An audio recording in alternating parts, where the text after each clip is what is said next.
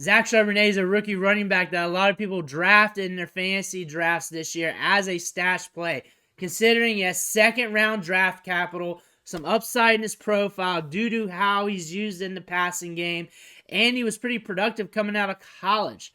The fact is, though, Kenneth Walker's a dog. He's in front of him. He's getting a lot of workload. But things starting to turn around right now as Zach Charbonnet starting to get a lot of the snaps. We're going to go over this situation today, let you know what to expect going forward. But before we do, you need to tap that subscribe button.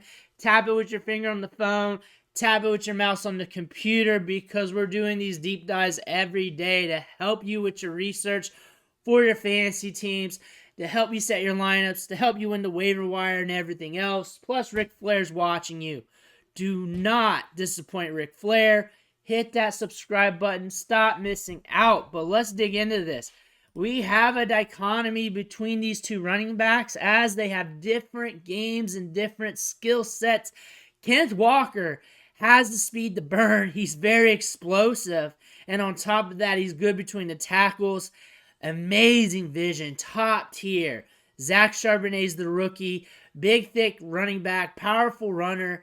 Can plot it, but can also catch the ball in the backfield. Runs in the 4.5s. Has a little bit of speed when he gets up to top speed.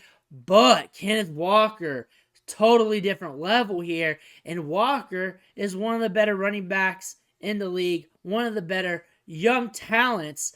So we have a dichotomy here between these two running backs because the snaps are starting to get out of line here. Last 3 games, Zach Charbonnet has seen 102 snaps to Kenneth Walker's 86.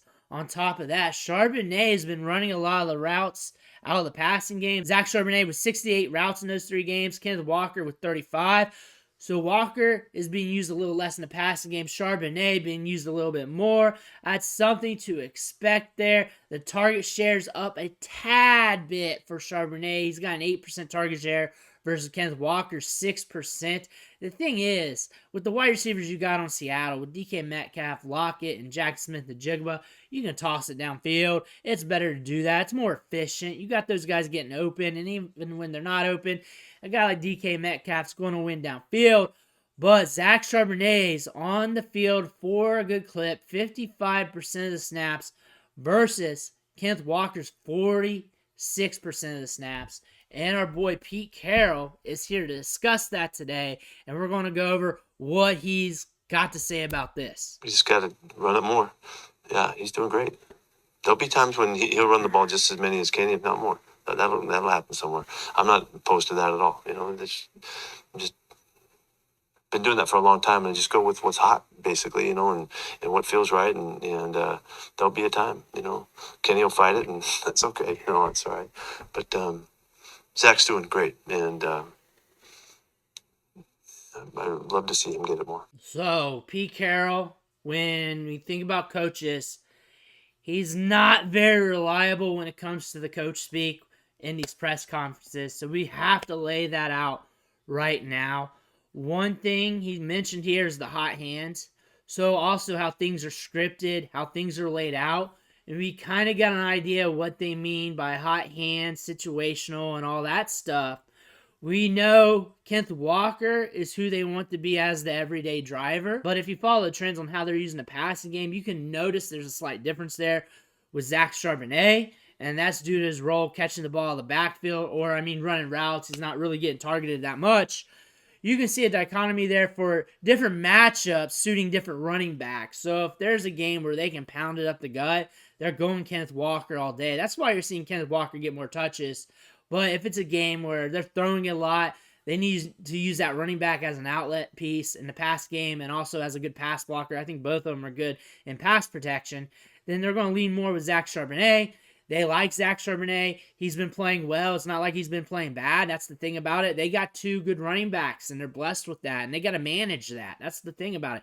They got to manage it. They got to put them in the right situations. They got to manage it to those running backs' skill sets here. When I think about these 2 running backs, and if I had to manage it, I would want Kenneth Walker to get a lot of touches as well. I would want him because he's more of a home run threat. He's good between the tackles, good vision, and everything else. But you can't sleep on Zach Charbonnet either. He's good in the passing game. slick catching the ball out of the backfield. He stayed an extra year in college so he could work on those traits. He's good at that. So the fact that they're using him in this way makes sense. So really the snaps here are really due to being game script dependent. And remember, Kenneth Walker was coming back from a calf injury. Looks like it's good to go, but he was dealing with that calf issue for a little bit. So that kind of played into the workloads a little bit when it came to snaps and touches. But still, Kenneth Walker is getting more rushing attempts, more opportunities in the run game.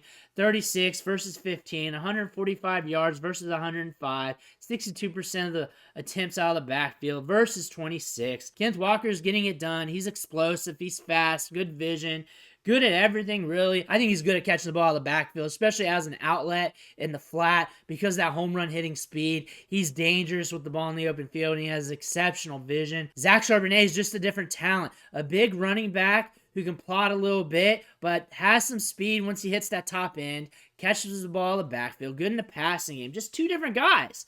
Two different guys. You use them differently in different situations. It makes sense here. Production-wise, you want Kenneth Walker. You're using Kenneth Walker every day, and you're hoping for the best. And even when the touches start to split up more, you're still using Kenneth Walker because he has that home run factor. He is a lottery ticket, too, because he can cash in on that upside on any given week. And now we're seeing Zach Charbonnet's numbers here in production. He's the one listed here on the bottom. Start to ramp up a tad, a little bit volatile. Still need a bigger sample, though. Still need more opportunities, a bigger sample. And the thing about these running backs, you got two of them. They're both splitting the workload to some degree. Like I said, it's probably going to be like more of a 60-40 type deal.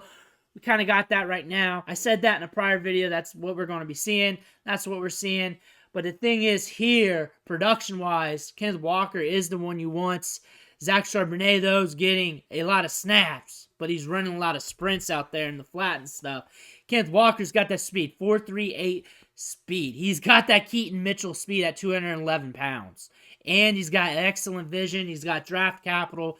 He's the guy you want there in the backfield. He's the guy you want on your fantasy team. You're not selling him. You're not getting rid of him unless you're catching a package, unless you're holding someone over a barrel. It's a special deal, but you're not dealing him away. You're not selling.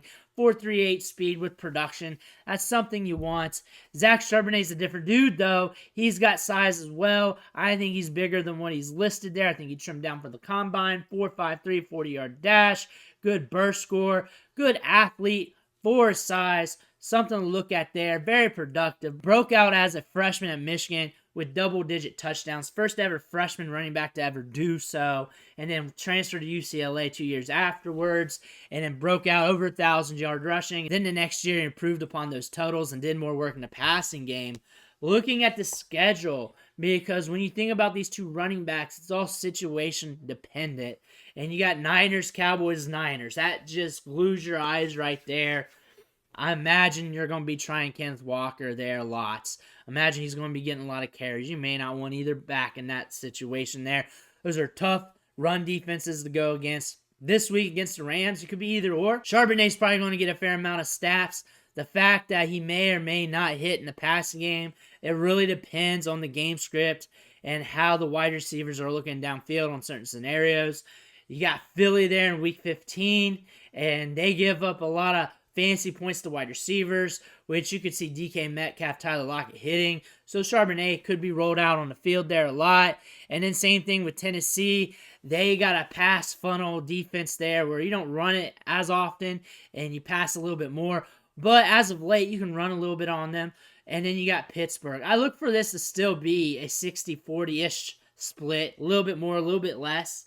I look for Kenneth Walker to have his games. And Charbonnet's games might be spotty, and they may be more of like 10 to 12 fantasy points. I look for him to still get snaps in a lot of these. Maybe not against the 49ers or the Cowboys, but still he's going to be getting his opportunities. I look for him to increase in value for Dynasty as we get deeper in the year. And then Kenneth Walker, he's going to have his moments as well. So I'm really not saying much here outside of what the numbers are saying, but still, when we look at these running backs, they're just different. They're being used differently, so look at them as different asset classes than Charbonnet versus Walker. If I had to pick between one, obviously it's Walker. He's got the upside. He's got the speed. I liked him coming out of college. I liked both of them, actually.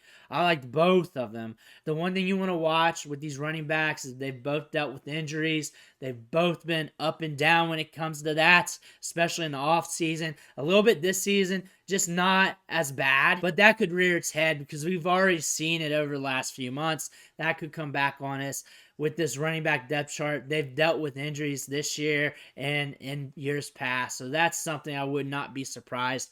But I really like both running backs here. I like them in different ways. I like Charbonnet as a stash in fantasy at the back end of your bench, just in case something happens to Walker. Or you need to use them in a matchup where you're down bad at running back. You know he's getting snaps. Maybe he catches a couple targets, crosses the goal line. Kenneth Walker's that dude. He's got that speed. But from what we're seeing going forward, Zach Charbonnet is increasing his workload. He is getting more opportunities, but it should not impact Kenneth Walker that much. He's definitely going to get his, and he's going to need a meat shield to keep him upright anyways, because we do not run one running back backfields anymore. This is a game of committees. You got to share the workload. If not, it ain't going to last too long. We've seen it too much in this league. So this might help Kenneth Walker's longevity anyways. Let me know what you think in the comments below. I want to hear about it. Don't forget to hit that subscribe button. Do not disappoint Ric Flair. I want to thank you for watching. Catch you on the next video.